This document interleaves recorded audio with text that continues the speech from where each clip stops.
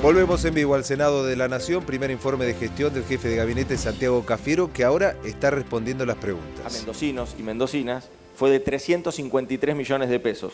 Cuando uno hace esta cuenta, lo que ve es que Mendoza recibió el 47,6% de su masa coparticipable en este tiempo, cuando el promedio del país es 42,9%. Es decir, con esto trato de responder dos cosas, dos cuestionamientos. Uno, si hay favoritismo. Bueno, claramente no. Mendoza recibió, en este caso, mucho más recursos que otras provincias. De hecho, está por encima del promedio nacional.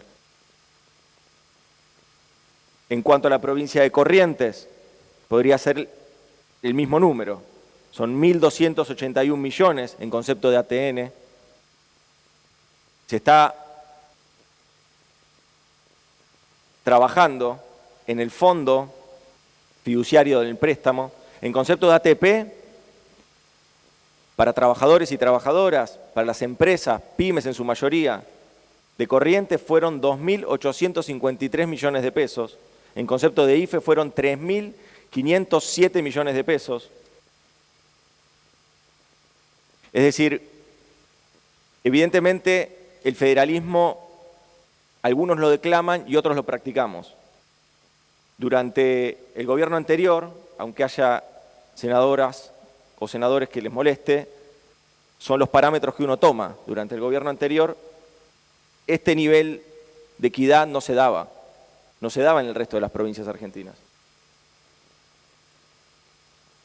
Quiero avanzar con... Este cuadro lo podemos enviar sin ningún problema, es información pública, todos pueden tenerla, y saber cuáles son los recursos nacionales que fueron a cada una de sus provincias. Con respecto también a la asistencia al trabajo y la producción, el senador Cobos hacía una consulta sobre cómo seguía este programa. Este programa terminó de abonarse la semana pasada, terminamos de pagar el 50% de 2 millones de trabajadores, el 50% del salario de 2 millones de trabajadores y trabajadoras. Se consultaba sobre hacia dónde, cómo continúa. Bueno, ahí nosotros vamos a continuar con el trabajo en los sectores críticos. Los sectores críticos son la industria turística, parte de la industria gastronómica,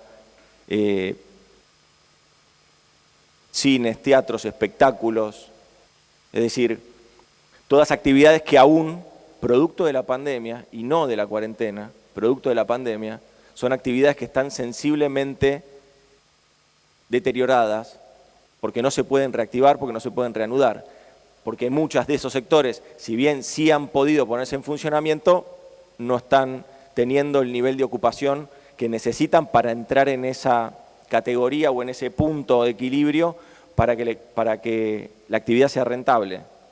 En concepto de ATP, entonces, vamos a continuar trabajando con los sectores críticos en las mismas condiciones que estamos hasta hoy.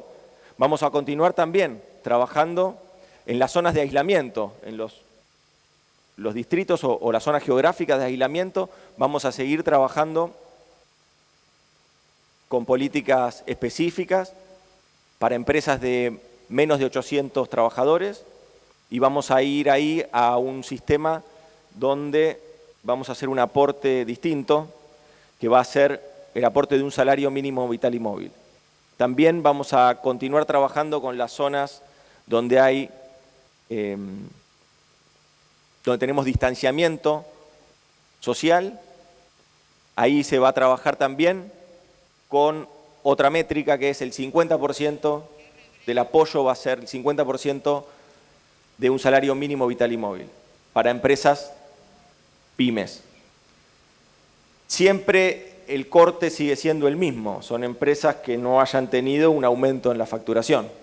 Siempre el corte termina siendo porque evidentemente lo que nosotros buscamos, y hasta acá fue exitoso, fue acompañar y aliviar el peso para aquellas empresas que hayan tenido o que se hayan visto sensiblemente castigadas por la pandemia.